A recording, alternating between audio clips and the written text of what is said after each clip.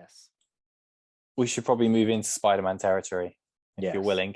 I'm ready. Because we've been talking a lot about other things, but it's probably going to take up a fair chunk. So before we do talk about it, I know we said that there are spoilers several times, but if you decided to skip the first hour because you hate what Nick and I say for the first hour, there's spoilers ahead. Yeah. So with Spider-Man No Way Home, then it was delayed in Norway, which is where I live. It was supposed to be out on the 17th of December, was it? Is that when it was due out or something? No, when was it out in England? 15th of December. That was when I saw it. 15th of December. Okay. So we got delayed by a month because of restrictions in Norway with COVID. Then it got delayed another 2 weeks to the 28th, and I lost my absolute marbles. I hid everything from social media and anyone talking to me about it that I knew. And then it got bumped forward a week, and I was very happy. So I saw it last week, and I am a huge Spider-Man fan. So before Nick decides to demolish this film, which may or may not happen, I loved it for a lot of reasons. I do have a couple of things I didn't like.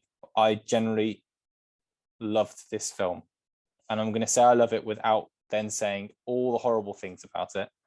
But I'm going to take away the cinematography. I'm going to take away a lot of the speed that was in it and some of the things that didn't quite make sense. But overall, Nick, fucking 3 Spider-Men. The original and best Spider-Man, Tobey Maguire. Your hero, Andrew Garfield. And Tom Holland, who I think is an excellent Spider-Man as well. And all of that mixed in with all these old villains. And the story not really taking too long to just get there. And it still had a bit of heart. A lot of heart, actually. And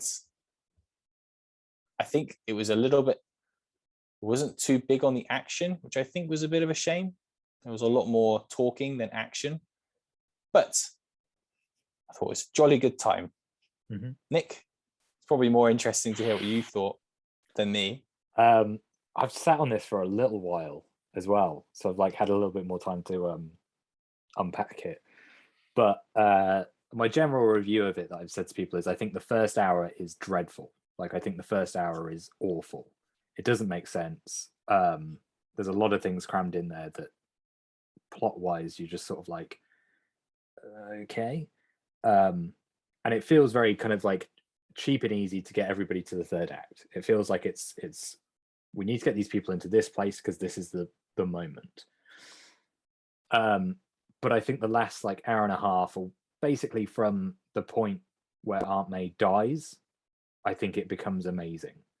And it's not because Andrew Garfield's in it. Obviously, Andrew Garfield is bloody amazing. And I know a lot of people have been loving him since, and they've asked for Amazing Spider-Man 3, which I'm yes. Yeah, he's like, why didn't you talk to me 5 years ago? Yeah, which I love. There will be something in that. That is something will happen. I don't know what, but I won't be surprised if he ends up doing another thing. But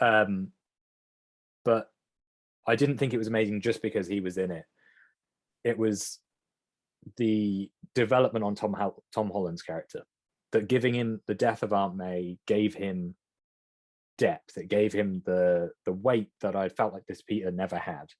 That he was always aspiring to be somebody else. It was, I want to be Tony Stark. In the first one, it was I want to be an Avenger. In the second one, it was how do I be Tony Stark now that Tony Stark's gone? And in this one, it finally felt like I need to stop trying to live in the shadow of somebody else and be somebody else and be me. And so his arc, I just thought was great. And where they finish him, where it's he's on his own, he's made his own suit, he's living in a shit apartment, and he goes swinging out across the city. I was like, that is Spider-Man. That is perfect. You've nailed it. But yeah, as a film, I think it's a little messy. It just mainly that first hour. It was obviously great to see Charlie Cox back. Loved that. But I just felt like everything happens very, very quickly. It does. It is fast. It's very fast. I don't think it doesn't make sense. I think it's fast for a reason that, yes, they are trying to get to that second half or third act, but obviously there's a lot to cram in. And I actually thought for everything that's in it, it was actually paced pretty well, because it wasn't bam, this is happening, we're going to go and see Doctor Strange. It's like, right, we've got to set up that quickly so we don't, because we want to get to this point. I don't think it was, I don't think there were many plot holes. Some of it is just, they've just obviously just thrown it out there, haven't they? Like if you think about the context of the villains coming back, their moment before their death, then what the fuck do they go back to when they go back there? Because like Doc Ock is literally about, he's literally about to drown, but does he have time to say, hey Peter, actually I'm okay now? And like, you know, Electro, he's there with all his electricity, but he's in the fucking middle of the air. Like, is he just gonna drop down? Because in that context, you've still got Green Goblin flying around. Like, and there are that side of things. I think you just have to not think about that, because if you can ignore that side of it, and from a story point of view, I think from A to B, it actually runs very, very as smooth as it could go with everything.